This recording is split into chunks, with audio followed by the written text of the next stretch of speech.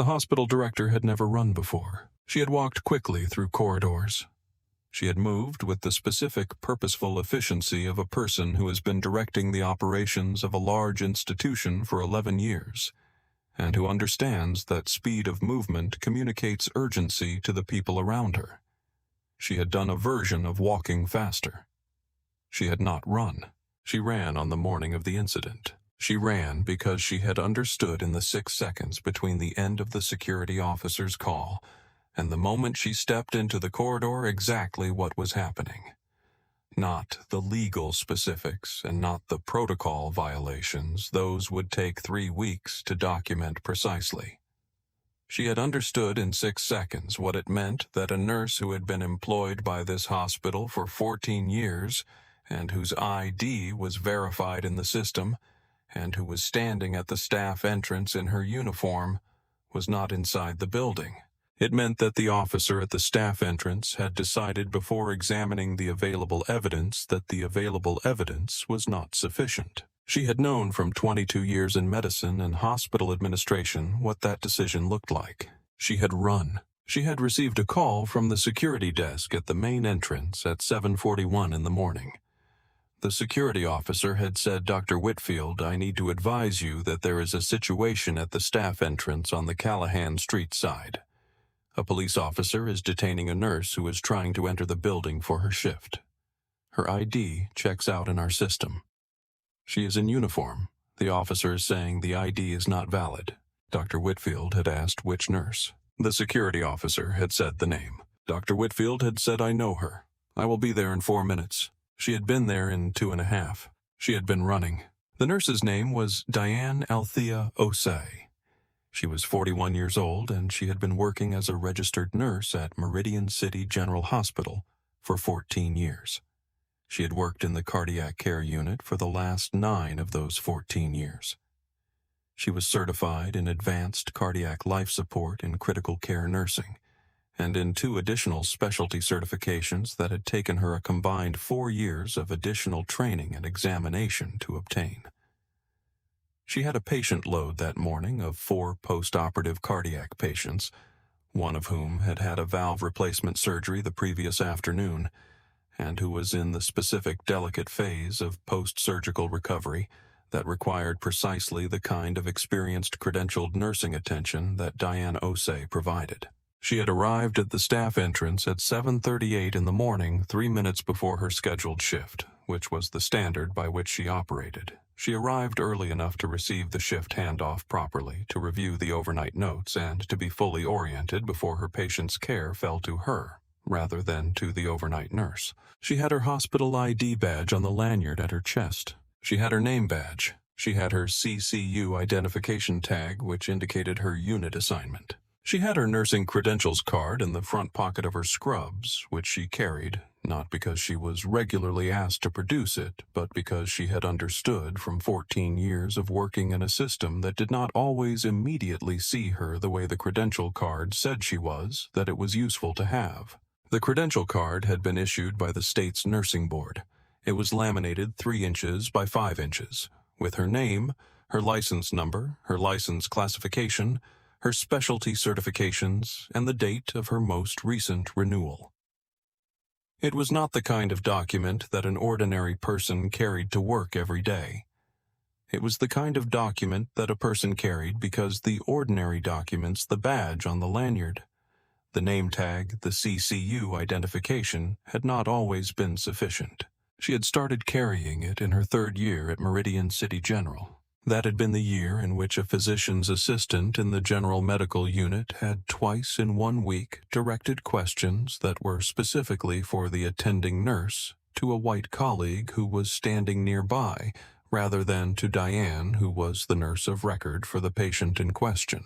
She had not made a scene. She had addressed the issue in the correct channel. She had also gone home and thought about what her toolkit for navigating those situations was, and had added the credential card to it. The credential card was not a declaration. It was a tool. It was the tool she reached for when the badge on the lanyard was not being accepted. She had said to Sandra Park on the day they had discussed the registry, "I carry the credential card because there are moments when the badge is not enough." Not because it should not be enough, because it sometimes is not. The credential card has more information, more credentials, more authority. It is harder to dismiss than the badge. So I carry it. Sandra had said I carry mine too. Diane had said, when did you start? Sandra had said second year. She had looked at Diane. She had said we all do. Diane had not been surprised. She had been again relieved. She had said we all carry the extra proof. Sandra had said because the badge is not always enough. Diane had said, and the badge should be enough. Sandra had said yes, it should be enough, and it is not always, and so we carry more. They had been quiet together for a moment. Diane had said the registry. Sandra had said yes. Diane had said the registry is the proof that the badge should be enough. Sandra had said, and the proof that it is not. Diane had said, and the proof that we filed the complaint when it was not. Sandra had said yes. That was what the credential card was. That was what the registry was. That was what the complaint filed precisely and in the correct channel was. They were all the same thing. They were all the accurate answer put in the format the system was required to process by the nurses who had understood what the situation required and who had done what it required, and who had added their entry to the record so that the nurse who came after would not have to discover it from the beginning. She had been reaching for her key card to open the staff entrance door when Officer Marcus Teller had stepped in front of her. He had said, "Can I see some identification?" She had felt the specific locating clarity that she had been trained for by her mother's precise instruction and her father's example, and 14 years of doing work in a system that had not always seen her the way her credentials said she was. She had not been surprised. She had noted it. She had been clear about what was happening and what the correct response was, and what she needed to accomplish in the next several minutes to get inside the building and to her patients. She had shown him her hospital ID badge. He had looked at it. He had said, "I need to see something else." She had thought, "I have 4 patients. One of them had valve replacement surgery 18 hours ago." She had said, "I have a nursing credentials card as well. But, officer, I have a shift that starts in 2 minutes. I have patients. I need to get inside." He had said, "I need to verify that this badge is legitimate." She had said, "It is a Meridian City General Hospital ID badge. You can see the hospital's name, my photograph, my name, my unit assignment, and my employee number. If you need to verify it, the security desk is inside the main entrance on the Meridian Street side." He had said, "I am going to need you to step back from the door." She had stepped back. She had not been afraid, because she had done enough years of nursing in enough different contexts to understand the difference between a situation that required fear and a situation that required clarity. And this was a situation that required clarity. She was standing at the staff entrance of the hospital where she worked. She had her credentials. The security officer at the main desk had her employee number in the system. This was going to be resolved. She had also been thinking about her patients, specifically about the valve replacement patient, 18 hours post-operative, whose morning vitals she was supposed to have by 8 o'clock, and about whether the deviation in his pain description that the overnight notes had flagged was within the expected range, or was the beginning of something else. She had not been standing at the staff entrance thinking about the officer. She had been standing there waiting for the resolution, while the clinical part of her mind was already at the patient's bedside. She had also thought while she was waiting, "I'm going to write this down tonight." Precisely. Everything. The time and the words and the exchange. "I'm going to write it down while it is clear, and I am going to file it in the correct channel." She had thought that at 7:41. It had taken until 9:15 to begin writing. The writing had taken until 11:42. The account had been 2 pages. It had been precise. It had said everything it needed to say. She had been waiting to get into the building for her shift for 4 minutes, when the security officer at the main entrance had called Dr. Whitfield. She had been waiting for 7 minutes when the security officer had come around from the main entrance to the Callahan Street side and had said to Officer Teller, "This is Abena Osei. She works in our cardiac care unit. I have verified her employee number in the system. She is due on shift." Officer Teller had said, "I need to verify the badge directly." The security officer had said, "I have verified her employee record. The badge matches the employee record. Officer Teller had said I received a call that there was someone using a fraudulent badge at this entrance. The security officer had said who reported that. Officer Teller had said I cannot disclose the source of the complaint. The security officer had said the badge is not fraudulent. She is our employee. She needs to be at work. Officer Teller had said until I can verify the badge directly with the hospital's credentialing office, I cannot allow her to enter. The security officer had said our credentialing office does not open until 8:30. Officer Teller had said then she waits until it opens. It was 7:45 in the morning. 8:30 was in 45 minutes. Diane's shift had started 5 minutes ago. In the cardiac care unit, a nurse named Priya Chakrabarty, who had worked the overnight shift and who was scheduled to hand off to Diane at 7:45, was still at her station, waiting, having called the unit charge nurse at 7:42 to report that Diane had not arrived for the handoff. Priya had been in the cardiac care unit for 4 years. She had come to the night shift by choice. She had a child in elementary school and a schedule arrangement with her husband that made the night shift more workable for their family than any day arrangement would have been. And she had found in 4 years of nights in the cardiac care unit that the night shift had its own specific rhythms and demands that suited her particular strengths. She was thorough and she was quiet. And she was the kind of nurse who noticed small things at 2 in the morning when the things that needed to be noticed were small and the consequences of not noticing them were large. She had been Diane's patient for an hour before the handoff was supposed to happen. She had done the 7:30 vital check on all 4 of Diane's patients. The valve replacement patient had been asleep. His vitals had been within normal range. She had noted them in the chart and had returned to the nursing station to prepare the handoff documentation, which was the specific detailed summary of each patient's overnight that Diane would receive at 7:45 and use to orient herself to the current state of each patient's recovery. At 7:42, Priya had noted that Diane had not arrived. She had not been worried. She had been attentive. Diane was not a person who ran late. But things happened, and the way that things happening was handled was that you noted it, and you called the charge nurse and you waited. She had called. The charge nurse had said she is never late. Priya had said, I know. The charge nurse had called the security desk. That was the call that had reached Dr. Whitfield. Priya had handed Diane the overnight notes in the elevator. She had said Walter Grimes in 14 is stable. 7:30 vitals were good. He slept in segments. The wound site is clean. Diane had said his description of the ache was different this morning. Priya had said different in what way? Diane had told her. Priya had said that is consistent with what I saw in his movement during the night.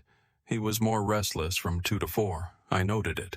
It is in the chart. And Diane had said good. They had reached the floor. Diane had gone to her patients. Priya had gone home. That was the handoff. That was how it worked when everything worked correctly. That was also how it worked when something had been wrong for 6 minutes at the staff entrance and had then been corrected. You got the notes in the elevator, and you went to your patients. The charge nurse had said she is never late. Priya had said, I know. The charge nurse had called the security desk. That was the call that had reached Dr. Whitfield. Dr. Whitfield was 53 years old and had been the executive director of Meridian City General Hospital for 11 years. She had a medical degree and an MBA and had spent 22 years working in hospital administration after a decade as a practicing physician in internal medicine. She was not, by the nature of her position, typically involved in the resolution of situations at the staff entrance. She resolved budget disputes and regulatory compliance issues and strategic planning questions and the specific complex category of personnel matters that her department heads could not resolve at their level. She had never in 11 years run to the staff entrance. She had run. She arrived at the Callahan Street entrance at 7:43, having covered the distance from her office in 2.5 minutes, and she was not out of breath when she arrived, because she had been walking quickly through corridors for 11 years, and her body knew how to move with purpose, and she had said, Officer, I am Dr. Meredith Whitfield. I am the executive director of this hospital. Diane Osei is a registered nurse on our cardiac care staff. She has been employed here for 14 years. Her credentials are valid. I am personally authorizing her entry into this building. Officer Teller had looked at her. He had said, "Ma'am, I received a complaint about a fraudulent badge. I am required to investigate the complaint before I can." She had said, "The complaint is unfounded. The badge is real. The employee is real. She has 4 post-operative cardiac patients on the floor who need her. I am the director of this hospital, and I am telling you this nurse belongs inside this building." Teller had said, "I understand, ma'am, but procedure requires." She had said, "I know what procedure requires. If you need a formal statement from the hospital confirming the validity of this employee's credentials, I will provide one. In the meantime, Diane Osei is going to her unit." She had looked at Diane. She had said, "Go." Diane had gone. The time was 7:44. She had been detained at her own hospital's staff entrance for 6 minutes. Priya had handed off the overnight notes in the elevator. She had said Walter Grimes in 14 is stable, but his pain description changed overnight. "I noted it. It is in the chart. I would prioritize him first." Diane had said I was going to. Priya had said, "I know." They had reached the floor. Diane had been at her patient's bedside at 7:47. The patient had had a valve replacement surgery the previous afternoon. He had needed Diane Osei at 7:45. He had gotten her at 7:47. Diane Osei had been born in Accra, Ghana, the second of 4 children of a civil engineer and a secondary school English teacher. Her father, whose name was Kwame Osei, had come to the United States in 1981 on an engineering fellowship at a university in the Mid-Atlantic region and had spent 38 years working in infrastructure design, bridges, highways, drainage systems, in a career that had produced 47 major projects across 6 states, and that had been in its specific quiet way the career of a man who had decided that the thing he was going to do with the education he had received was to build things that would outlast him. Kwame Osei had grown up in Accra in a household that understood education as both a personal achievement and a community obligation. His father had been a headmaster at a secondary school in the city's eastern district for 27 years, and had held the specific considered belief that education was not merely the acquisition of information, but the development of a person's capacity to think independently in a system that would not always reward independent thought. He had passed this belief to his children through the specific mechanism of asking at the dinner table not what they had learned that day, but what they had thought about what they had learned. Kwame had thought carefully. He had gone to the University of Ghana on scholarship, had studied civil engineering, and had been selected in his final year for the fellowship that had brought him to the United States. The fellowship had been in bridge engineering, the structural mechanics of bridges, the specific problem of how to build something that would bear continuous dynamic loads over decades without failing. He had spent 38 years thinking about that problem in 6 states, and had built 47 projects and had retired at 64 with the specific quiet satisfaction of a man who could drive across bridges he had built and know that the bridge would be there after he was gone. He had told Diane when she was 9 years old and had asked him, "What a civil engineer, did I build things that people use without thinking about them? When the bridge works, no one thinks about the bridge. They just cross. The bridge being invisible is the point." She had said that sounds lonely. He had said it sounds like it, but it is not. The person crossing the bridge without thinking about it is safe. That is the point, not the credit. The crossing. She had thought about that for many years. She had thought about it in the cardiac care unit when a patient was stable, when the monitor was steady, when the post-operative recovery was progressing the way it was supposed to progress, and the patient was not thinking about the nurse who had checked his vitals at 3 in the morning and had adjusted his medication and had caught the early sign of the thing that would have been a problem if she had not caught it. The patient was just recovering. The nurse was the bridge. She had said once to her colleague Sandra Park, who had been in nursing for 22 years, "I think of myself as infrastructure." Sandra had said, "That is a very specific way to think of yourself." Diane had said, "My father is a civil engineer." Sandra had said, "That explains it." He had said to Diane when she was 14 and had told him she wanted to be a doctor. "Why a doctor?" She had said, "Because I want to help people when they are sick." He had said, "That is a good reason. It is also a difficult job. The people you help will not always get better." She had said, "I know." He had said, "And when they do not get better, you will still have to be the nurse." She had said, "I know." He had said, "That is the harder part, not the knowledge, the staying." He had also said, "A nurse is different from a doctor in one specific way that I want you to understand. A doctor makes the decision. A nurse is present for the execution of the decision and for what happens after. The nurse is the one who is there, not in the making of the plan, but in the living of the plan, hour by hour, with the patient. That is the part that requires the most from a person. Not the knowledge, the staying." She had said, "I know." He had said, "You do not know yet. You will know." She had been 41 years old and 9 years into the cardiac care unit, and had understood in those 9 years exactly what he had meant. Her mother, whose name was Abena Osei, had been an English teacher in Accra for 22 years before the family had moved to the United States. She had retaken her teaching certification in the state where they settled a process that had required her to retest her subject knowledge in a system that did not automatically recognize her 22 years of classroom experience, and had spent the following 19 years teaching English and literature at a public high school in the county where they lived, and had been in those 19 years the specific kind of teacher who is remembered not for the texts she had taught, but for what she had taught her students to do with them. To read carefully, to think about what the text was doing, and why to consider the gap between what a sentence said and what it meant. She had said to Diane in Diane's first year of nursing school, when Diane had come home for a holiday and had been frustrated by a professor who had, in Abena's assessment of what Diane was describing, dismissed a question that had been a good question in a way that had communicated that the student who asked it was not worth engaging with seriously. "What did you do with the question?" Diane had said, "I asked it anyway." Abena had said, "What happened?" Diane had said he gave a partial answer and moved on. Abena had said, "Did you get what you needed?"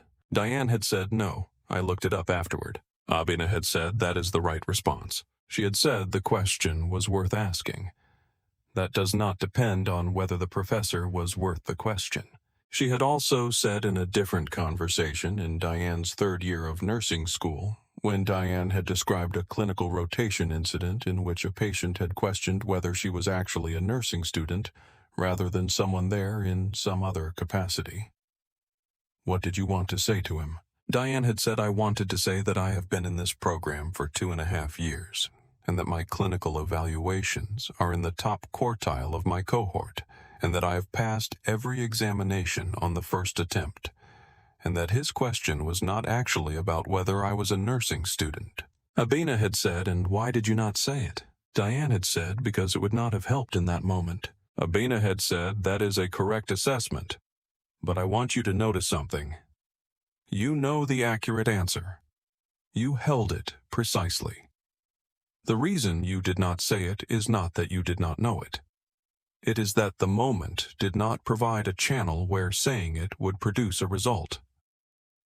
But knowing the accurate answer clearly without ambiguity is the foundation of what happens next. When the moment comes where the accurate answer needs to be in a format the system is required to process, you put it there. Precisely. In the correct channel." Diane had said the correct channel. Abena had said the complaint form, the supervisor's review, the professional registry, whatever the process is. You put the accurate answer there precisely in the format the system recognizes. That is how the record gets made. Diane had carried that. She had carried it into 14 years of nursing and into the specific moments in those 14 years when the institution she was working within had not immediately recognized what she was, and she had needed to proceed anyway, not above the institution's processes and not around them, but through them, with precision and with the quiet authority of a person who knew what she knew. Diane had entered nursing school at 22, having spent 2 years after her undergraduate degree working as a patient care technician at a hospital in the city where she had gone to school. The 2 years had not been required. She had chosen them because she had wanted to understand what the daily reality of a hospital ward was, before she committed to a career inside one, and because she had believed a belief she had acquired from her father's example, from watching him spend a year as a junior engineer on a bridge project, before he took on his first lead role, that the way to understand a system was to be inside it at the entry level before you were in a position to make decisions within it. She had been a patient care technician for 2 years. Those 2 years had been in the way that formative experiences are always clearer in retrospect than they are at the time, the years in which she had understood what she was choosing when she chose nursing. Not in the abstract, she had understood it abstractly before she had started the job, but in the specific, concrete daily way of a person who has been inside the thing and who knows from the inside what it requires. It had required presence, not the presence of being in the room that was the minimum, the presence of actually being with the person in the room. The presence of knowing when you walked through the door what the person in that room needed in that moment and how to provide it, and what would happen next. She had watched the nurses. She had watched the good ones and the ones who were adequate, and the ones who were doing the job at the minimum standard, and the ones who were doing it at a level that could not have been written into a job description, because the written description would have called it care. And the nurses who were really doing it were providing something more specific than care, and less vague than compassion. They were providing their full professional attention sustained across a 12-hour shift for a person who could not provide it for themselves. She had understood at the end of those 2 years 3 things. The first was that the nurses were the ones who knew the patients, not the physicians who came in and made decisions and left. Not the technicians who performed specific tasks and documented them and moved on. The nurses. The nurses were the ones who were there for the full shift, who knew which patient always needed the call. Light moved to the left hand because the right hand had the IV, and which patient's family would arrive at exactly 9 in the morning every day and would need to be spoken with before they went in, and which patient was frightened in a way they were not showing because they did not want to seem difficult. The second was that this knowledge was not incidental to the nursing role. It was the nursing role. The clinical skills were the foundation. The knowledge of the specific person in the bed was the structure that made the clinical skills matter. The third was that she wanted to be a nurse. She had gone to nursing school at 24. She had graduated at 27. She had passed her licensing examination on the first attempt. She had been hired at Meridian City General Hospital at 27 and had worked in the general medical unit for the first 5 years, building the clinical foundation that would support the specialty work she was already planning. The 5 years in the general medical unit had been the years in which Abena Osei had learned from actual practice rather than from coursework what nursing was in the way that it could only be understood from inside it. She had learned that the work was not uniform. It was not the same from patient to patient, shift to shift, or even hour to hour. Each patient was a specific problem that required a specific approach, and the approach was not determined only by the diagnosis, but by the specific person who had the diagnosis, their history, their anxiety, their tolerance for discomfort, their relationship to the people around them, the specific way they communicated when they were in pain versus when they were managing. She had learned that the physical skill was not the hardest part. The hardest part was the sustained attention, not the acute attention that a crisis required that was adrenaline and most people could do it. The sustained attention, the attention that was the same at the beginning of the shift and at the end, the attention that noticed the patient who was slightly less verbal than they had been 3 hours ago and who needed to be asked about it. The attention that maintained its quality across a 12-hour shift in a unit where something was always demanding it. She had developed that attention in 5 years in the general medical unit. She had also, in those 5 years, had 3 specific experiences that had shaped her understanding of what the nursing credential represented and what it required her to do with it. The first had been in her 2nd year when a physician attending had, during a patient care discussion in front of 3 other nurses and 2 physicians, dismissed a concern Diane had raised about a patient's pain presentation, with a comment that had been, in its specific wording, a dismissal not only of the concern, but of the nurse who had raised it. She had not raised the concern again in that setting. She had raised it in the written nursing note. She had said in the note patient reports, pain presentation inconsistent with expected post-procedure pattern. Recommend attending physician review for non-standard trajectory. The attending had reviewed it. The attending had ordered the test that the note, without requesting it directly, had indicated was warranted. The test had found what Diane had thought it would find. The patient had been treated. The physician had not, in any of the subsequent conversations that Diane had had with him over the following months, ever referenced the note or the test or what it had found. She had not expected him to. She had put the accurate answer in the correct channel.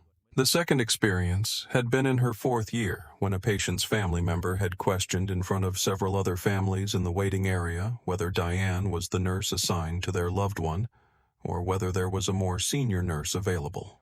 She had said in a voice that was clear and direct and not loud, "I am Diane Osei. I am the registered nurse assigned to your family member. I have been in this unit for 4 years. If you have concerns about your family member's care, I am glad to discuss them. If you would prefer to speak with my charge nurse, I can bring her. What would you like?" The family member had said, "I would like to know what is happening." She had told them. They had been satisfied. She had documented the conversation in the incident log precisely. The third experience had been in her 5th year, when she had received a performance review that included a notation in the communication category that was 1 grade below her ratings in every other category. The notation was not accompanied by a specific incident or specific examples. She had sat with the notation for a day. She had then scheduled a meeting with her unit manager and had brought to the meeting a written list of 5 specific instances from the preceding 12 months in which her communication with patients, with families, with physicians, with her nursing colleagues had produced a clear, documented, positive outcome. She had laid the list on the table. She had said, "I want to understand what specific element of my communication this notation refers to. If there is a pattern or an incident that I am not aware of, I want to know about it so I can address it. If the notation is not based on a specific observation, I want that to be reflected in the review." The unit manager had reviewed the instances. The notation had been revised. Diane had gone back to work. She had applied for a position in the cardiac care unit at 32. The unit manager at the time had been a man named Harold Okafor, who had been managing the cardiac care unit for 11 years and who had a reputation within the hospital for being demanding. In a way that was not performative. He expected precision from his nurses, not because precision was the hospital's policy, but because imprecision in cardiac care produced outcomes that could not be undone. He had interviewed Diane. He had asked her at the end of the interview why cardiac care. She had said because the margin is the narrowest and the standard is therefore the highest. He had been quiet for a moment. He had said, "Most people tell me they are passionate about the heart." She had said, "I am interested in the work. The work is precise. The consequences of imprecision are serious, and I want to work in an environment where the standard for what I do is clear, and where the consequences of meeting or not meeting that standard are real." He had said, "What do you do when you are not sure what the standard requires?" She had said, "I ask someone who knows." He had said, "And if no one on the unit knows?" She had said, "I find the resource. I call the attending. I look it up. I do not proceed without the answer." He had hired her. Harold Okafor had been in Diane's 9 years in the unit, the most influential supervisor she had encountered in 14 years of nursing. This was not because he had been the warmest or the most encouraging or the most supportive. He had been none of those things precisely, though he had been consistent and fair, and had communicated clearly, and had never in the 3 years she had worked under him before his retirement made a decision about her career based on anything other than the quality of her work. He had been influential because he had been specific. Every conversation he had had with Diane about her performance had been specific. Not you could improve your communication, but in the handoff conversation this morning you described the patient's pain presentation using language that was accurate. but that did not include the specific descriptor that the oncoming nurse would need to know which deviation to watch for. Use this specific terminology next time. She had used the specific terminology. He had also been specific about what the unit required in a way that no one before him had been specific with her about. He had said in her first month this unit has a standard. The standard is not the hospital's standard. The hospital's standard is adequate for most units. Our standard is specific to cardiac care because the consequences of falling below it in cardiac care are irreversible in ways that they are not in most units.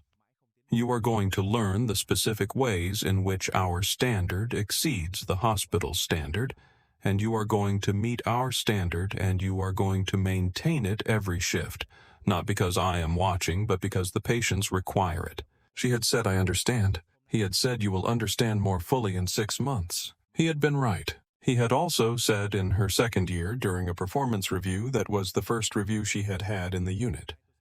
There is one thing I want to address that is not in the performance metrics. She had said yes. He had said, I have observed that when a physician dismisses something you have noted, you do not re-raise it in the same conversation. You put it in the chart. She had said yes. He had said that is correct. But I want you to understand why it is correct, because nurses in your position sometimes do it out of deference and sometimes do it out of strategy, and the difference matters. She had said it is strategy. He had said explain. She had said the note is the form that the physician is required to review and respond to. The verbal comment in the room is not. If I raise the concern verbally and it is dismissed, the record says I raised it and it was dismissed. If I put it in the note, the record says I raised it in the required format and the physician reviewed it. The physician's response to the note is also documented. If the physician does not respond to the note, that is also documented. Harold had been quiet for a moment. He had said that is correct. He had said, I want you to remember that in every situation in which the note is not producing the result the patient needs, there is also an escalation pathway. The charge nurse, the attending, the department head, the risk management office. The note is not the end of the pathway. It is the beginning. She had said, I know. He had said, you are going to need to use the whole pathway at some point in your career. She had said, I know. He had retired 2 years after that conversation. He had hired her. He had told her on her first day in the unit the cardiac care environment is specific. The patients are frequently post-operative, which means their baselines are disrupted and their trajectories are non-linear. You will learn to read the difference between a deviation that requires intervention and a deviation that is within the expected range for the recovery. That learning takes time. You are not expected to have it on day 1. You are expected to ask when you do not have it. She had asked. She had learned. Harold had retired after her 3rd year in the unit. The unit manager who had replaced him was a woman named Ruth Svensson, who had been in cardiac nursing for 26 years and who had a different style from Harold, more collaborative, more openly supportive, but who shared his fundamental belief that the standard in the unit was non-negotiable and that the nurses who could not maintain it needed to be helped to either meet it or find a different unit. Diane had met the standard. In 9 years in the cardiac care unit, she had not received a single adverse incident report. She had received 2 commendations from the hospital's Patient Experience Committee submitted by patients who had written specifically about her care during their recovery. She had received a department-wide commendation from Harold's successor when she had been the first nurse in the unit to identify an early post-operative sign of anastomotic leak in a patient who had had a coronary artery bypass and who had gone on to receive intervention that the attending had confirmed was timely in a way that had changed the patient's outcome. She had not documented that commendation in her credentials file. She had not mentioned it when she described herself to people she did not know well. She had mentioned it once to her daughter, who had asked, what is the most important thing you have done at work? Diane had thought about it. She had said, I caught something early once that mattered a great deal to the person I caught it for. Her daughter had said, what did you catch? She had set a sign that something was going wrong that nobody else had noticed yet. Her daughter had said, how did you know? She had said I had been watching closely for a long time. Her daughter had said what happened to the person. She had said he recovered. Her daughter had said because of you. She had said because of the team. I was the one who noticed first. She had also been the person who other nurses in the unit came to when they had a question they did not want to bring to the charge nurse, because they were not sure if the question was worth bringing to the charge nurse. She had made it clear that no question was not worth asking.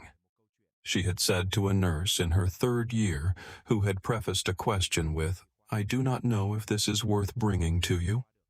She had said, "If you are asking it, it is worth asking. The question is already in you. Ask it." The nurse had asked. The question had revealed something that needed to be addressed in the patient's chart. She had also, in 9 years, mentored 4 nurses who had come to the cardiac care unit as new graduates or transfers from other units, and who had needed the specific guidance of someone who knew the unit's expectations and the unit's rhythms and the specific non-obvious things that the cardiac care environment required. One of those nurses was now the unit's charge nurse. Her name was Kezia. She had come to the unit 7 years ago, 23 years old, fresh from her licensing examination, with the specific combination of confidence and uncertainty that characterizes new nurses who have passed their examinations and who are not yet sure what passing the examination means in the context of a real patient who is really sick. Diane had been her assigned mentor for the first year. She had told Kezia on their first day working together, "There are 2 things I want you to understand about this unit. The first is that the patient in this bed is not the patient in the textbook.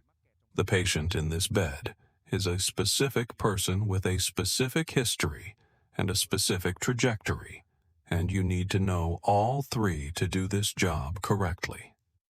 The second is that not knowing something is not a failure.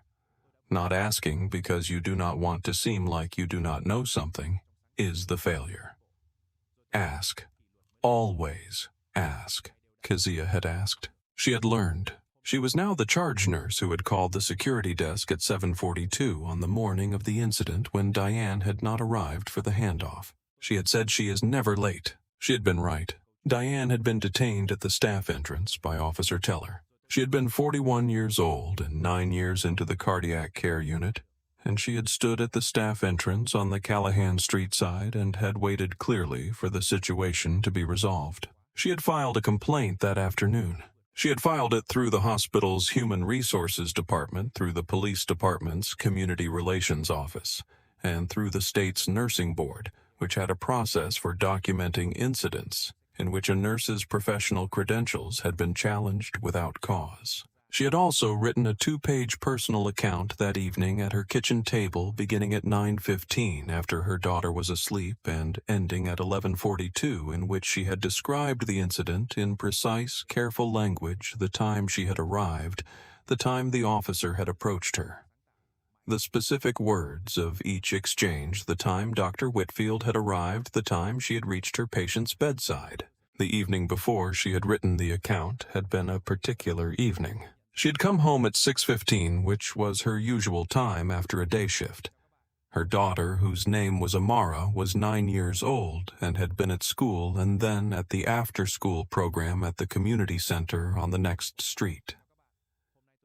Amara's grandmother, Diane's mother Abena, who had retired from teaching the previous year and who had moved to be closer to Diane and Amara after Diane's marriage had ended 3 years earlier, had picked Amara up and had them both home and fed by the time Diane arrived. Diane had come through the kitchen door and had set her bag down and had stood in the kitchen for a moment. Abena had looked at her. She had said, "Tell me." Diane had sat down. She had told her. Abena had been quiet for a long time. She had said, "What did you think about while you were standing there?" Diane had said, "I thought about my patients. I thought about the valve replacement from the night before. I thought about whether Priya had done the 7:30 vital check and what the numbers had looked like." Abena had said, "What else?" Diane had said, "I thought about the credential card in my pocket and about whether to take it out and show it to him, and I decided not to because I wanted him to understand that the badge on the lanyard was sufficient, and showing the credential card would have communicated that I agreed that it was not." Abena had said that was precise. Diane had said I was precise about what I could be precise about. Abena had said yes. She had been quiet for another moment. She had said you are going to write it down. Diane had said I know. Abena had said all of it. The time and the words and the patience.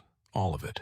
Diane had said I know, Mama. Amara had come in from the living room. She had said, Mama, are you okay? Diane had looked at her daughter for a moment. She had said I am fine.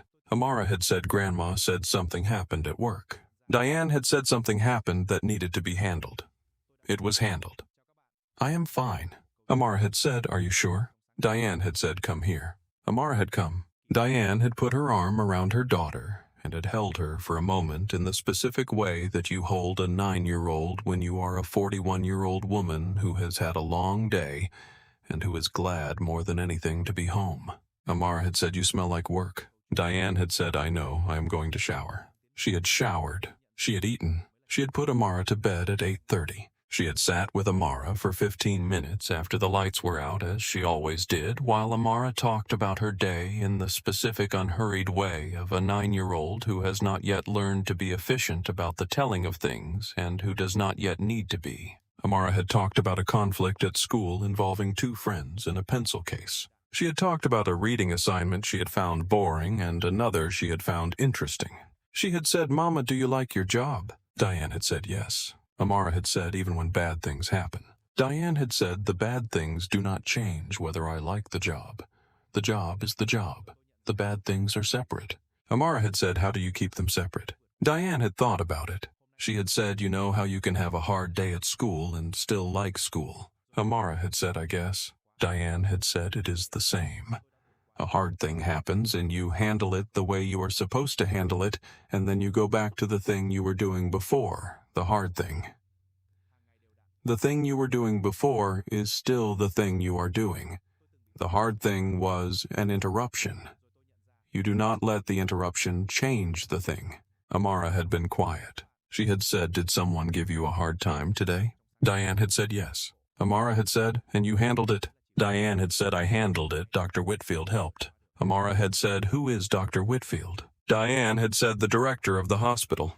She ran to help me. Amara had said she ran. Diane had said she ran. Amara had been quiet. She had said she sounds like a good person. Diane had said she is. She had said good night to Amara. She had gone to the kitchen table. She had started writing at 9:15. She had written the 2-page account with the specific, precise language of a person who has been told by her mother years ago that the accurate answer needs to be in the correct channel, in the format the system is required to process, and who has understood that the format is precision, and the channel is the complaint form and the nursing board registry and the personal account that goes in the folder in the filing cabinet, and that will be there if it is ever needed. She had noted in the 2nd page of the account I was 2 minutes late to a patient who had had valve replacement surgery 18 hours earlier. In cardiac post-operative care, 2 minutes is not nothing.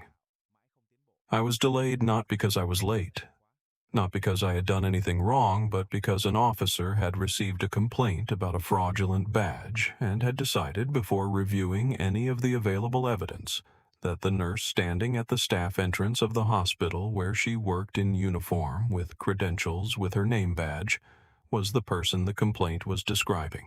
She had put the account in a folder. She had put the folder in the filing cabinet. She had gone to bed. She had been at work at 7:38 the following morning. Officer Marcus Teller was 33 years old and had been with the Meridian City Police Department for 5 years. He had grown up in the county's northern suburbs, the son of a high school football coach and a dental hygienist, and had come to police work through a path that was common. He had attended the community college for 2 years, had found the criminal justice coursework interesting, and had been hired in a cohort of 22 officers. He had been assigned to the district that included Meridian City General Hospital for 14 months. He had not in 14 months had occasion to go to the staff entrance on the Callahan Street side for a fraudulent ID complaint. The call had come in at 7:36 in the morning. Anonymous. Non-emergency. A person at the staff entrance using a fraudulent badge. No description of the person. He had arrived at 7:40 and had found a woman in nursing scrubs at the staff entrance with a hospital ID badge on her lanyard, a name badge, and a CCU identification tag. She was in every visible indicator exactly what she said she was. He had asked for identification. She had shown him the badge. He had said he needed something else. He could not say when the investigation asked him what about the badge appeared fraudulent. He had said the complaint said the badge was fraudulent. The investigation had noted the complaint said the badge was fraudulent. The complaint did not provide a description of the person using the fraudulent badge. Officer Teller arrived and approached the first person he saw at the staff entrance. The photograph on the badge matched the person presenting it. There was no visible indicator that the badge was not a legitimate hospital ID. Officer Teller's basis for finding the badge insufficient was not a specific observation. It was the existence of the complaint. The complaint was investigated by the police department's Community Relations Division, a process that took 3 weeks. The investigating officer, a captain named Lorraine Abrams, had interviewed Officer Teller, the security officer from Meridian City General Dr. Whitfield, and 2 witnesses who had been in the vicinity of the staff entrance during the incident. Teller had said in his interview that he had received a call to the non-emergency line reporting a person using a fraudulent badge at the hospital's staff entrance, and that his response had been in accordance with standard procedure for investigating a fraudulent identification complaint. Captain Abrams had asked when the security officer from the hospital confirmed the employee record, "What information did you receive?" Teller had said the security officer confirmed that the name matched a record in the hospital's employee database. Abrams had asked, and that confirmation was not sufficient for you to allow her to enter. Teller had said, "I felt the confirmation should come from the hospital's credentialing office, not from the security desk." Abrams had asked, "Was there a specific reason you felt the security desk's confirmation was insufficient?" Teller had paused. He had said the security desk is a different department from credentialing. Abrams had asked, "Had you ever previously required credentialing office confirmation to verify a hospital employee's ID in a similar situation?" Teller had said, "I do not recall a similar situation." Abrams had written in her report. Officer Teller received a complaint about a fraudulent ID. Upon arrival, he observed a black woman in nursing scrubs with a hospital ID badge on her lanyard at the staff entrance of the hospital. The hospital's security officer confirmed her employee record in the system. Officer Teller declined to accept that confirmation. He required confirmation from a department that does not open until 90 minutes after the incident began. He could not articulate why the security department's confirmation was insufficient. He could not identify a prior instance in which he had required credentialing office confirmation for a similar situation. The report also included the timeline. The report noted that Diane Osei had arrived at the staff entrance at 7:38. It noted that she had presented valid hospital credentials immediately upon contact. It noted that the hospital's security officer had confirmed her employee record at 7:41. It noted that she had not been permitted to enter until 7:44. It noted that her patients had been waiting for their scheduled nurse since 7:45. Captain Lorraine Abrams had been in the Community Relations Division for 7 years and had investigated 61 complaints in those 7 years, the majority of which had involved some version of the same pattern. An officer had formed an assessment before examining the available evidence, and the available evidence when examined had not supported the assessment. She had seen this pattern 61 times. She had documented it 61 times. She had also been in those 61 investigations the person who had conducted interviews with the complainants, the people who had been on the receiving end of the assessment that had not been supported by the available evidence. She had interviewed 61 people. They had been of different ages and different professions and different levels of familiarity with the complaint process. They had arrived at the interview in different states, some composed, some still processing the anger or fear or humiliation of what had happened.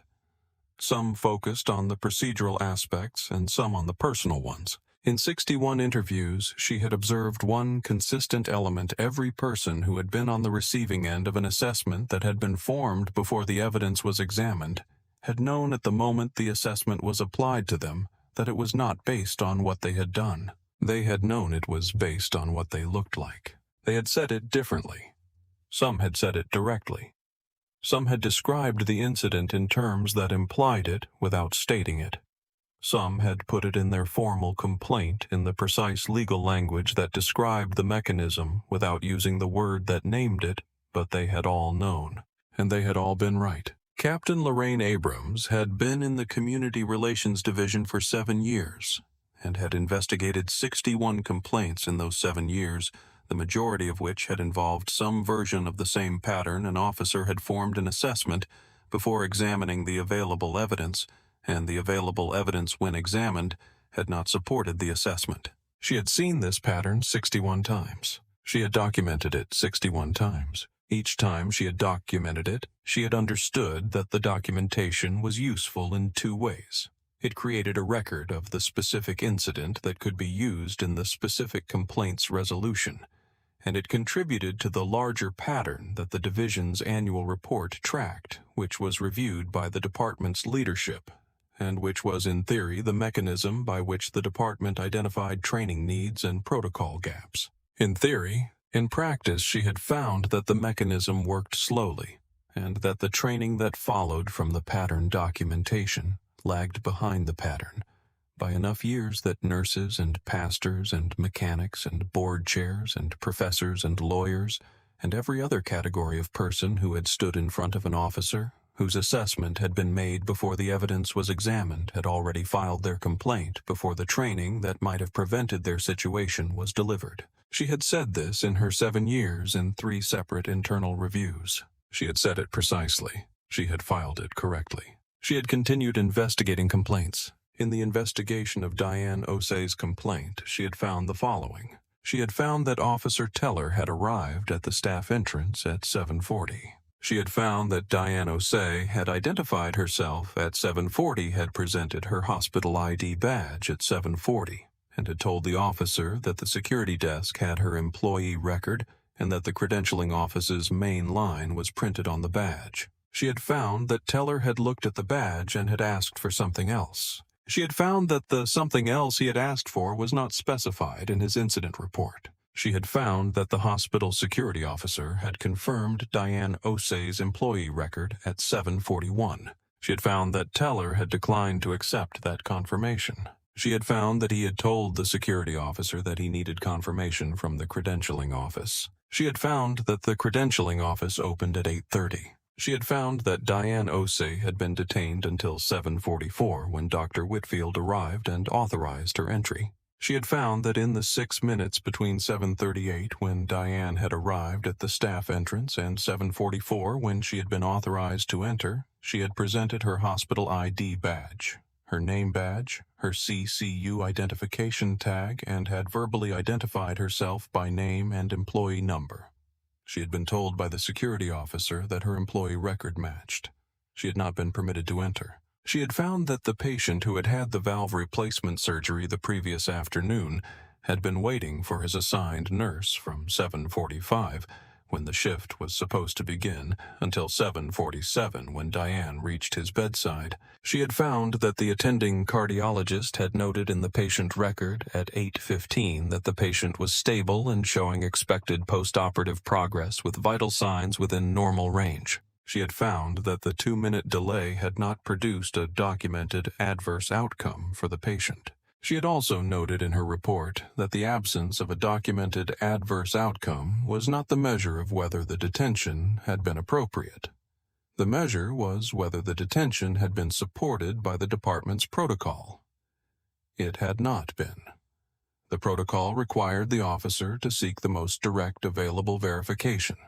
The most direct available verification had been provided and had been declined. She had found unlawful detention, no articulable cause failure to use available verification resources. The investigation found Officer Teller's detention of Nurse Osei was not supported by an articulable basis under the department's protocol for investigating fraudulent identification complaints. The protocol requires officers to seek the most direct available verification of an employee's identity. The most direct available verification in this case was the hospital's security officer who confirmed the employee record while Officer Teller was still on scene. The detention that followed that confirmation was not supported by the protocol. Teller received a written reprimand and mandatory retraining. He was also required to complete a supplementary training module on the department's standard for verification of professional credentials. The module covered 3 categories of workplace credential verification: institutional ID badges, government-issued professional licenses, and employer-maintained employee registries. For each category, the module specified the primary verification source, the time standard for completing verification, and the documentation requirement when verification was completed. For hospital staff specifically, the module specified the primary verification source is the hospital's security desk. Confirmation from the security desk is sufficient. An officer who declines the security desk's confirmation and requires a higher-level confirmation is applying a standard that is not supported by the protocol. Teller completed the module. The module was added to the district's standard training library. Every officer in the district completed it in the following quarter. The documentation of that completion was part of the record that the investigation had produced. The record was growing, as records do, in both directions. It recorded what had gone wrong, and it recorded what had been done to prevent the wrong from recurring. Captain Abrams had noted in a memorandum to the division chief at the end of the quarter, the Osei matter produced a training outcome that addresses a specific protocol gap that this office has seen in 3 previous complaints involving medical facility employees. The training module closes that gap. The module should be part of the standard onboarding for officers assigned to districts that include medical facilities. The complaint from the nursing board produced a separate record which was filed with the state's Registry of incidents involving challenges to nursing credentials. The registry entry noted the incident date, the nature of the challenge, the outcome of the investigation, and the professional standing of the nurse in question, which was no disciplinary history. 14 years continuous employment dual specialty certifications, current good standing. Diane had not known when she filed the complaint with the nursing board that the registry existed.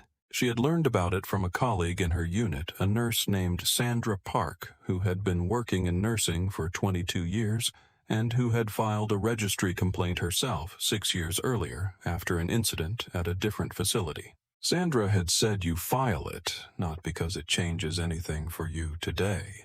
You file it because the registry is what tells the next nurse what has happened in the profession, and the profession needs to know. Diane had said who reads it. Sandra had said researchers, advocacy organizations, occasionally legislators, and nurses who are trying to understand whether what happened to them is a pattern or an isolated event.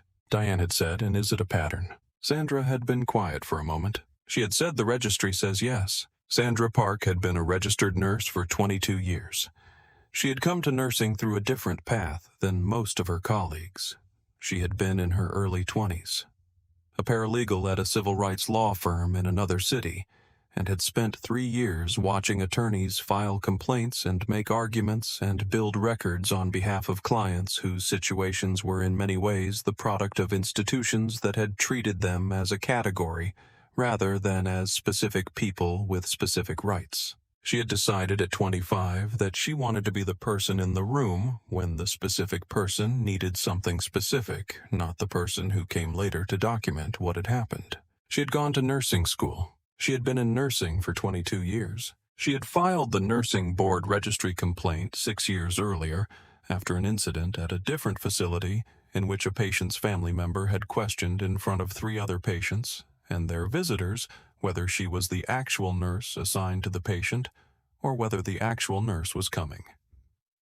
She had handled the incident in the moment with the precision of a person who has been a paralegal and who understands what is happening legally and professionally and personally when a thing like that is said in a room with witnesses. She had said calmly and directly, "I am Sandra Park. I am the registered nurse assigned to your family member. I have been at this facility for 8 years. I am happy to introduce you to my charge nurse if you would like additional confirmation." Is there something about your family member's care I can help you with? The family member had not asked for the charge nurse. She had filed the complaint that evening. She had said when she told Diane about it, I filed it not because anything changed from filing it. The moment had passed. My patient was fine. The family member was embarrassed. Everything continued.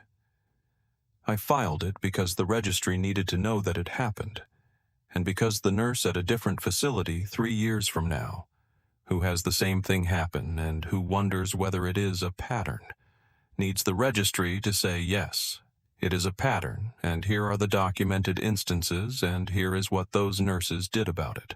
Diane had said, and what did you do about it? Sandra had said, I filed the complaint. Precisely. Through the correct channel.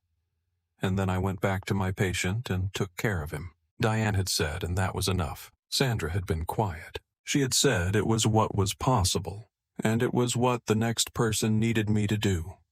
So yes, it was enough. Diane had filed the complaint. She had filed it precisely. She had filed it through the correct channel. The complaint was in the registry. The registry was maintained by the state's nursing board and contained, as of the date of Diane's entry, 412 documented incidents in which a nursing professional's credentials had been challenged without articulable cause. The incidents spanned 17 years. They covered 31 counties. They involved nurses of varying specialties, varying years of experience, varying levels of certification and education. They had one element in common. Every nurse in the registry was a black woman, not by design. The registry was not organized by race. The registry was organized by incident type, date, facility, and outcome. But Sandra Park had told Diane about the registry by saying, I filed the complaint not because it changes anything for you today, because the registry is what tells the next nurse what has happened in the profession. And she had said the registry says, yes, it is a pattern. And the registry said yes. It said yes in a way that was not ambiguous. 412 incidents, 17 years, 31 counties, every nurse a black woman. Diane had read the registry summary that the Nursing Board's Advocacy Division published annually after Sandra had mentioned it. She had sat with it for a long time. She had not been surprised. She had been in the specific way that a person who has known something and has been carrying it alone is when they see it confirmed and documented, relieved. She had said to Sandra, when I read the registry summary, I felt I do not know exactly how to describe it. Sandra had said you felt that you were not the first. Diane had said yes. Sandra had said, and that the ones who came before had done something with it. Diane had said yes. Sandra had said that is why the registry exists. Not to tell you you are not alone. You already knew that, even if you had not seen the number.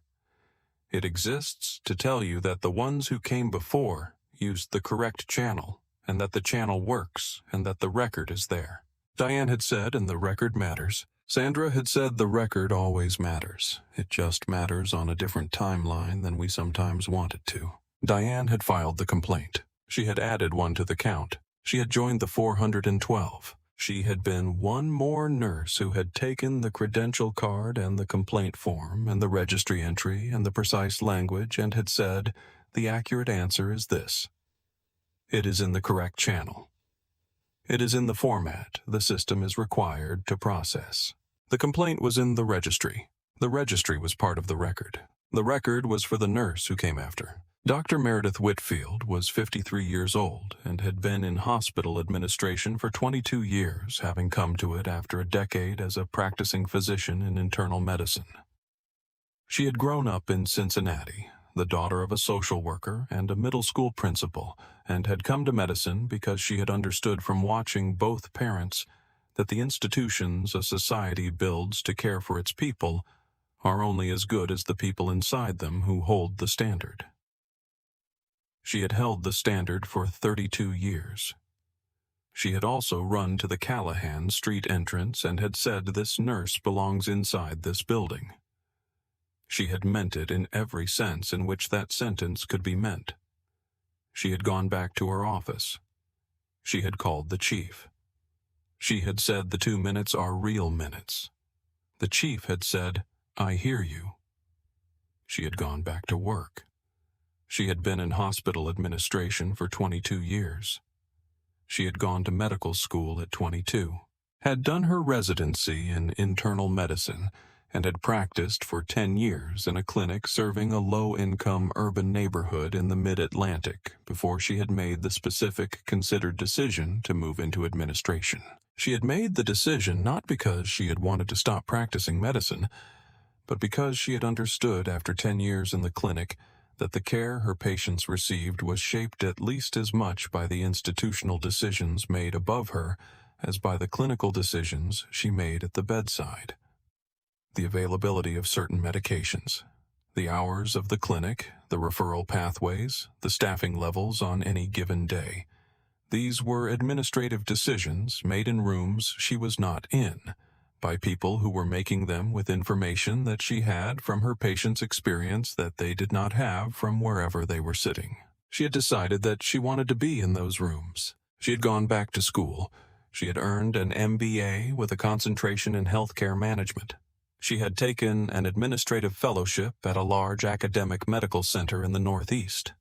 She had spent 12 years in increasingly senior administrative roles before being offered the executive directorship at Meridian City General. She had been at Meridian City General for 11 years. In those 11 years, she had navigated 3 major regulatory audits, 2 construction projects, 1 significant shift in the hospital's payer mix as a result of insurance market changes, and the specific ongoing challenge of retaining experienced clinical staff in a labor market that made retention difficult. She had not navigated a situation in which one of her nurses had been detained at the staff entrance by a police officer. She had run. She had arrived in time. She had said, "This nurse belongs inside this building." She had said it as the hospital's executive director. She had also said it as a physician who had spent 10 years watching what happened to patients when the people who were supposed to be caring for them were not there. She had said it as a woman who had spent 22 years working in a system that did not always immediately see her the way her credentials said she was, and who had learned from that experience the specific combination of directness and precision that was required to navigate those situations without losing either the clarity of what you knew or the composure that made the knowing useful. She had said this nurse belongs inside this building. She had said it once clearly with the full weight of 11 years as executive director and 10 years as a physician and 22 years of understanding what it looked like when a system failed to see a person clearly. Diane had gone. Dr. Meredith Whitfield had been the executive director of Meridian City General Hospital for 11 years and had not in those 11 years ever run to a staff entrance. She had run on the morning of the incident and had arrived in time to authorize Diane's entry and to provide to Officer Teller the personal direct statement of a hospital executive director that the nurse in front of him was the nurse she said she was. She had gone back to her office. She had called the chief of police. She had said, "I want to discuss what happened this morning at my hospital's staff entrance." The chief had said, "I am aware of the incident. An investigation has been initiated." She had said, "Good. I want to tell you something that I want to be part of the conversation that follows the investigation, which is that one of the reasons this incident took as long as it did is that the officer on scene required a form of verification that is available only 90 minutes after the start of the nursing shift. If the officer had accepted the security desk's confirmation, which is the first and most accessible form of verification available at a hospital entrance, the incident would have been over in 3 minutes instead of 6. The chief had said, "That is correct. The protocol error is that specific." She had said, "I also want to say that Diane Osei is one of the best nurses in my cardiac care unit, and that the 2 minutes she was delayed from reaching a post-operative cardiac patient are not abstract. They are real minutes in which a real patient was without his nurse. I want that to be in the training conversation." The chief had said it will be. She had said, "Thank you." The chief of police had said, "I am aware of the incident. An investigation has been initiated." Dr. Whitfield had said, "I want to add one thing for the record. The verification protocol failure in this case was specific and correctable. The protocol requires the officer to use the most direct available verification. At a hospital staff entrance, the most direct available verification is the hospital's security desk. The hospital's security desk has employee records. The security desk confirmed this nurse's identity. The officer declined to accept that confirmation. That specific decision, not the initial approach, but the decision to reject the security desk's confirmation, is the correctable element. I want the training that follows from this complaint to address that specific decision specifically. The chief had said, "I hear you. I will communicate that to Captain Abrams." Dr. Whitfield had said one more thing. The chief had said yes. She had said this nurse is one of the best nurses in my cardiac care unit. She has been here for 14 years. She was 2 minutes late to a post-operative cardiac patient because she was standing at the staff entrance of her own hospital, waiting for a police officer to accept the confirmation that the security desk had already provided. I want you to understand that when I say 2 minutes in cardiac post-operative care is not nothing I am speaking clinically, not rhetorically. The chief had been quiet. She had said, "I understand." Dr. Whitfield had said good. She had gone back to her work. The chief had called Diane 2 days after the investigation had concluded. She had said, "Ms. Osei, I am Chief Doreen Ibarra. I have reviewed the investigation report, the complaint from the hospital, and your personal account.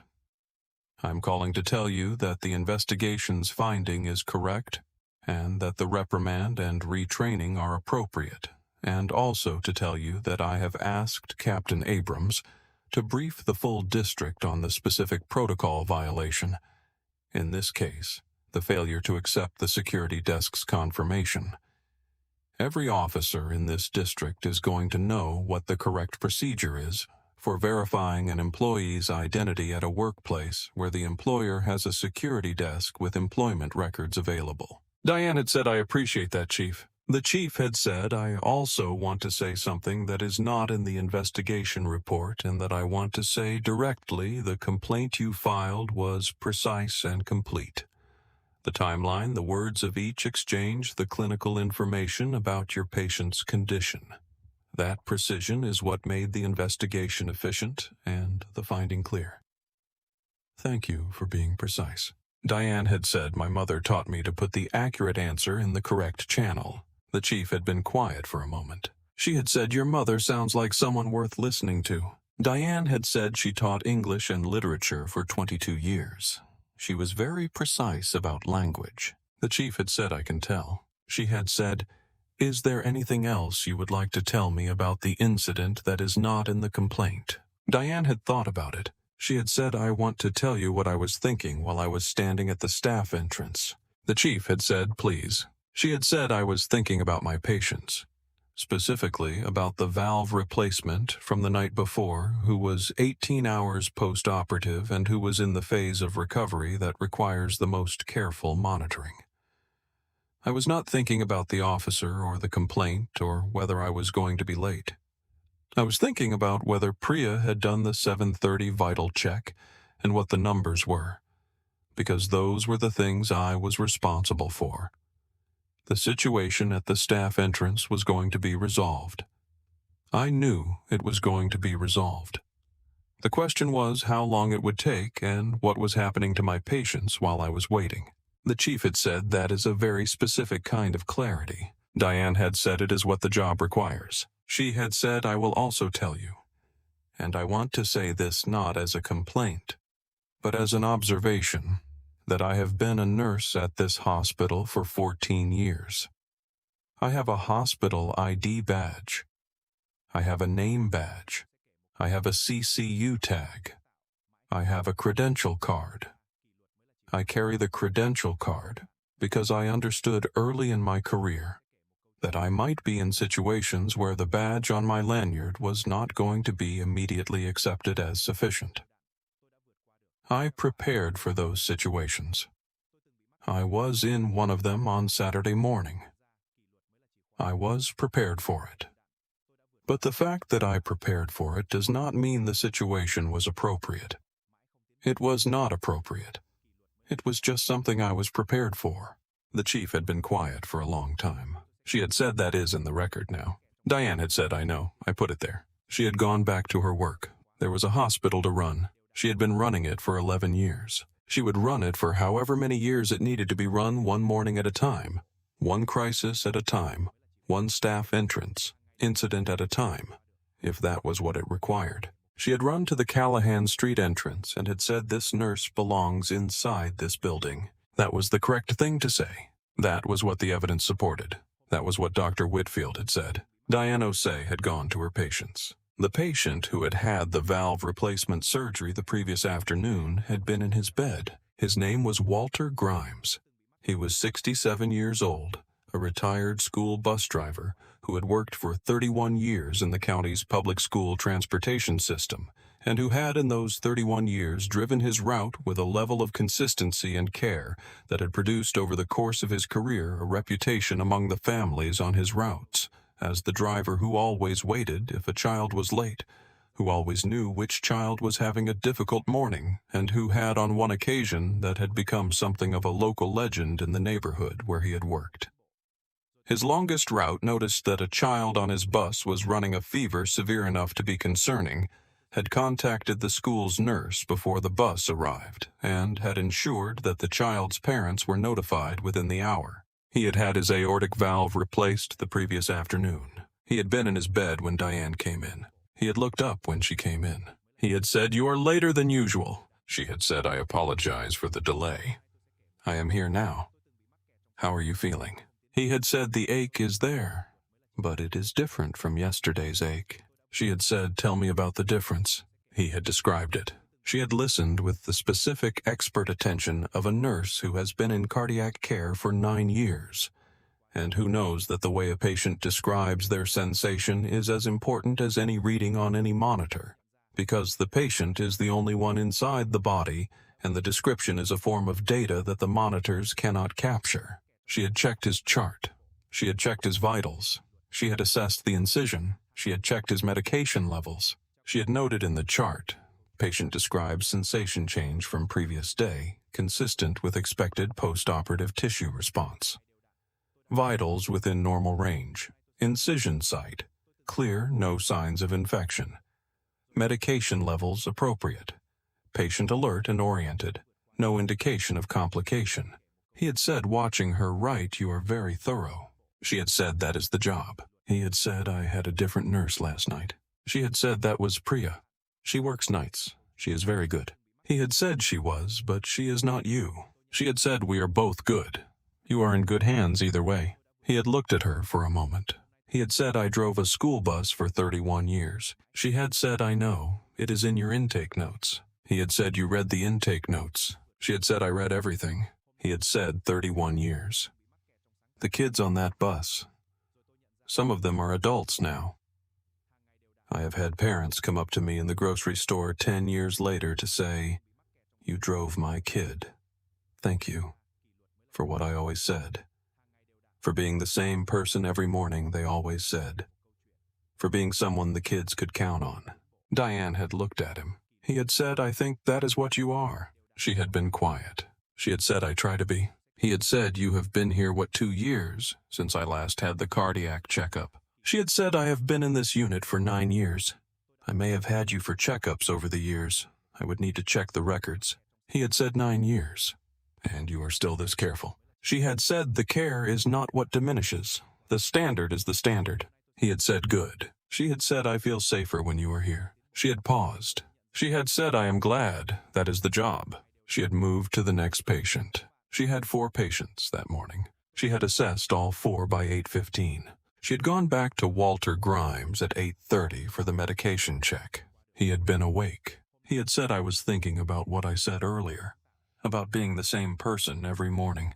She had said, "Yes." He had said, "I think the reason the parents remembered it was not that I did anything special.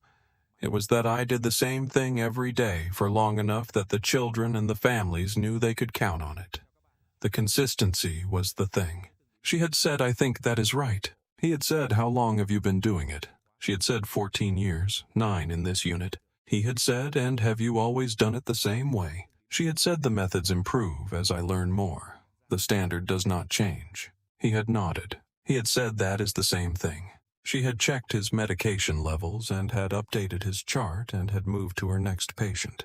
She had been at the hospital doing the work she had been trained for 14 years to do in the building she had been trying to enter since 7:38. The complaint was in the record. The registry entry was in the record. The investigation finding was in the record. The timeline was in the record. 7:38, Abena Osei arrives at the staff entrance with valid credentials. 7:44, Dr. Whitfield authorizes her entry. 7:47, Abena Osei is at her post-operative patient's bedside. The record said what it said. It said a nurse had arrived at work on time in uniform with credentials and had been delayed from her patients for 6 minutes because an officer had received an anonymous complaint and had decided before examining any of the available evidence that the decision had already been made. The registry said what it said. It said this was not an isolated event. The investigation said what it said. It said the protocol had been violated. The detention had not been supported. The most direct available verification had been ignored. And Abena Osei's account, which was in the folder in the filing cabinet, said what it said. It said I was 2 minutes late to a patient who had had valve replacement surgery 18 hours earlier. She had written that sentence at 9:15 in the evening after her daughter was asleep at the kitchen table in the house where she had been living for 7 years in the city where she had been working for 14.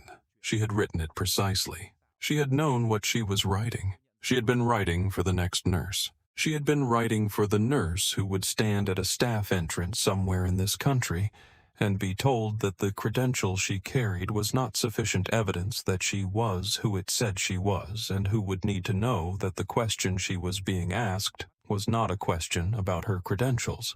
It was a question about her, and the answer was in the record. The answer was 14 years. The answer was 9 years in cardiac care. The answer was 4 post-operative patients who needed her at 7:45. The answer was the patient who had said, "I feel safer when you are here." The answer was she was here. She had been here for 14 years. She was going to be here for 14 more. The record would be here when she arrived, and when the nurse who came after her arrived, and when the system was finally ready to read what the record had been saying all along. The record was ready. It had always been ready. Abena Osei had filed it precisely in the correct language through the correct channels at 9:15 in the evening after her daughter was asleep at the kitchen table the day it happened. She had gone to bed. She had been at work at 7:38 the following morning. Meridian City General Hospital had been operating on its current site for 44 years. It had been through 3 major expansions, 2 changes in name, 4 changes in chief executive, and 1 period in the late 1990s in which the hospital's financial position had been sufficiently uncertain that a merger with a larger regional system had been proposed, and then, after a period of community opposition and internal restructuring, declined. The hospital had stayed. The cardiac care unit had been established in 1983. It had been at its founding a 4-bed unit with 2 nurses per shift and a single attending cardiologist, who rotated through on a schedule that the current department would have found inadequate for the patient load. It was now a 22-bed unit with a full nursing staff, 2 attending cardiologists per shift, and the specific accumulated expertise of a department that had been doing the same work for 41 years and that knew from 41 years of doing it what the work required. Abena Osei had been in that unit for 9 of its 41 years. In 9 years, she had cared for hundreds of patients in the specific critical phase of cardiac recovery. That is the most demanding and the most important.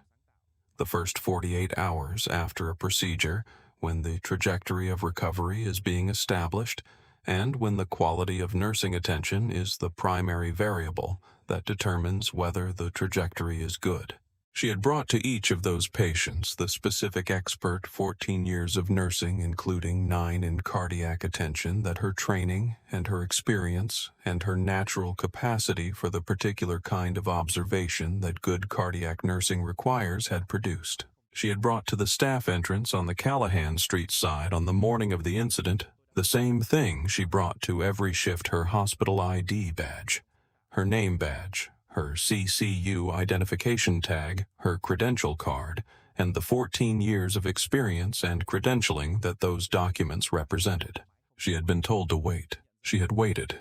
She had been 6 minutes late to a post-operative cardiac patient who had needed her at 7:45. She had been there at 7:47.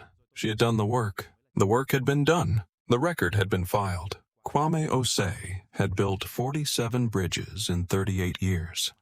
He had built them with the specific patient long-term commitment of a man who understood that the bridge was not finished when the construction was finished, but when it had proven over years and decades of use that it would hold. He had also built them with documentation. Every bridge project had a record: the design specifications, the materials, the construction timeline, the load testing, the inspection reports, the maintenance records. The record was not secondary to the bridge. The record was what allowed the bridge to be maintained. It was what allowed a future engineer to understand what had been built and how and why, so that when the bridge needed to be repaired or expanded or eventually replaced, the decisions could be made with the benefit of what the record contained. He had said to Diane when she was in her first year of nursing and had complained about the volume of documentation required, the documentation is not the job. It is the record of the job. They are different things, but they are not separate things. The documentation is how the job survives beyond the person who did it. She had said, "I just want to care for the patients." He had said, "You will care for the patients for 30 years if you are consistent. When you retire, someone else will care for the patients in the unit you built. They will be able to do it well, because the record you kept will tell them what the patients needed and how you provided it and what worked and what did not. The documentation is not for you. It is for the patients who come after the patients you cared for." She had said, "That is a very long way of thinking about it." He had said, "The bridges I build will be here for 100 years. The people who drive across them in 2080 will not know my name. They will know the bridge. They will know it because the record of how I built it was kept." She had thought about that for a long time. Diane had thought about that sometimes in the cardiac care unit when a patient had recovered and had been discharged and had gone home, and she had known from the work she had done in the first 48 hours that the recovery had gone the way it had gone in part because of the quality of the attention that the patient had received in those hours. The bridge would hold. The patient had crossed. The nurse, like the bridge, had been invisible in the crossing. That was the point. She had also thought about what her mother had said the day she had called to tell her about the incident, and about the complaint, and about the registry entry, and about what Captain Abrams had found. Abena had listened to all of it. She had been quiet for a moment. She had said, "I want to tell you something." Diane had said yes. She had said, "In 22 years of teaching, I had students who understood what I was teaching on the first encounter, and students who needed to encounter it 10 times. Before it became part of how they thought." The work of teaching was not different between those two students. The work was the same. The pace was different. I was the same teacher for both. I brought the same attention, the same precision, the same expectation. The student's pace did not change what I brought. Diane had said, and the institution's pace, the pace at which it recognizes what you are, does not change what you bring. Abena had said exactly. Diane had said, "You have been telling me this my whole life." Abena had said, "You have been listening your whole life, I can tell." Diane had said, "Mama." Abena had said, "Yes." Diane had said, "I filed it precisely." Abena had said, "I know, I read the complaint, you sent it to me." Diane had said, "What did you think?" Abena had been quiet. She had said, "I thought she sounds like her mother." Diane had laughed. The specific laugh of a woman who has had a long day, and who is on the phone with her mother, and who knows from the laugh alone that everything is going to be all right. Not because the institution is going to immediately become what it needs to be, but because she knows what she knows, and she has put it in the record, and she is going to be at work at 7:38 tomorrow morning. She had called her father the following Saturday. She had told him what had happened. Kwame Osei had been quiet. He had said, "What did you do?" She had said, "I stood there. I showed my credentials. I waited for the situation to be resolved. I went to my patients. I filed the complaint. I went back to work." He had been quiet for another moment. He had said, "You did what the situation required." She had said, "Yes." He had said, "And the record says what happened." She had said yes. He had said good. He had said the bridge is what the bridge is. The person crossing it is not thinking about the bridge, but the bridge holds. The bridge holds because of the engineer who built it, and because of the standard she held to, and because of the record she kept. The bridge holds because the record is there. She had said, yes, Baba. He had said, you are the bridge. She had said, I know. He had said, I have always known. She had said, I know that too. She had been at the hospital at 7:38 the morning after the phone call. She had been at the hospital at 7:38 every morning since. The department following the investigation had implemented the supplementary training that Dr. Whitfield had requested. The training had been delivered to all officers in the district. It had covered the specific protocol for verifying employee credentials at workplaces where the employer had an accessible security desk. The first step was the security desk, and the security desk's confirmation was sufficient. The training had also covered the specific categories of professional identification that were standard for different types of workplace hospital staff, emergency services, building, management transportation, and what each category of identification typically contained and how to verify it. Captain Abrams had attended the training. She had also sent a summary of the training to the hospital's security director as a professional courtesy so that the security team would know what the officers in the district had been trained on. The security director had forwarded the summary to Dr. Whitfield. Dr. Whitfield had read it. She had said to her assistant, file this with the Osei matter. Her assistant had filed it.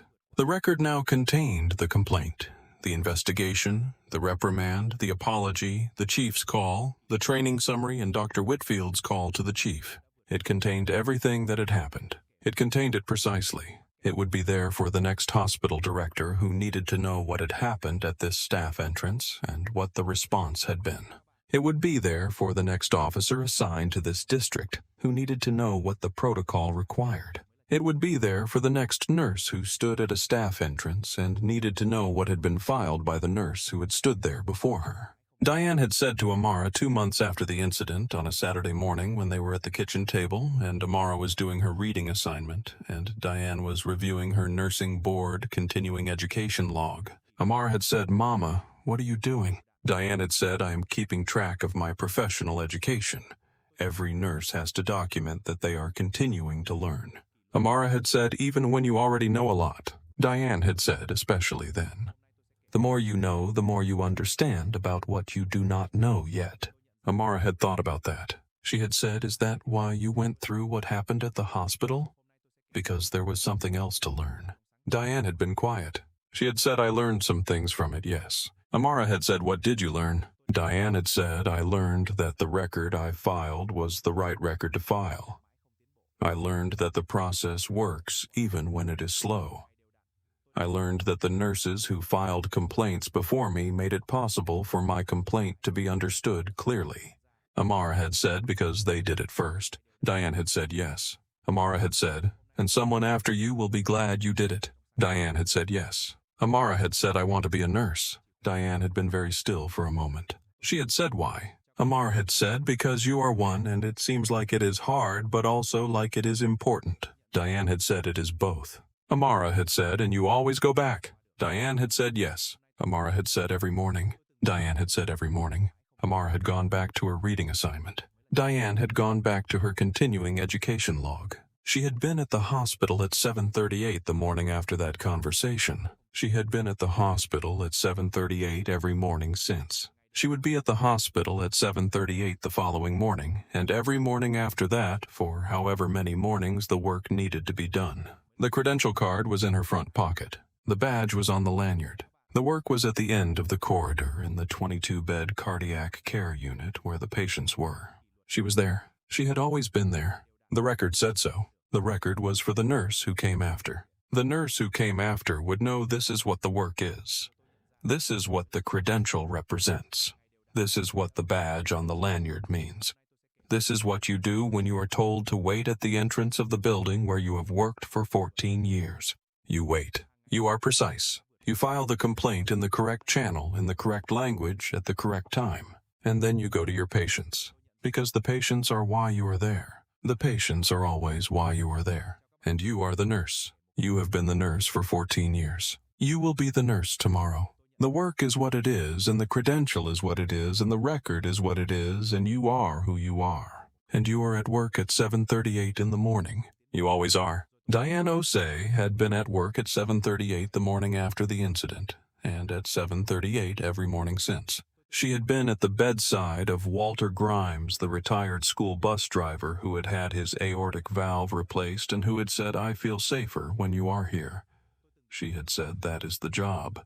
She had been at the bedside of 3 other patients on the same morning, and at the bedside of different patients on different mornings, and she had brought to each of them the specific expert-sustained attention that 14 years of nursing and 9 years of cardiac care had produced. She had also been at the kitchen table at 9:15 on the evening of the incident writing precisely. She had also been at the nursing board registry filing precisely. She had also been on the phone with her mother, listening to a woman who had spent 22 years teaching English and literature say you filed it precisely. I can tell. She had also been in the elevator with Priya receiving the overnight notes on the morning of the incident 4 minutes after the handcuffs had been on her hospital director's authorization, her lanyard badge and her credential card, and her 14 years and the uninterrupted sequence of her career. She had been all of those things. She was all of those things. The credential was not separate from the person.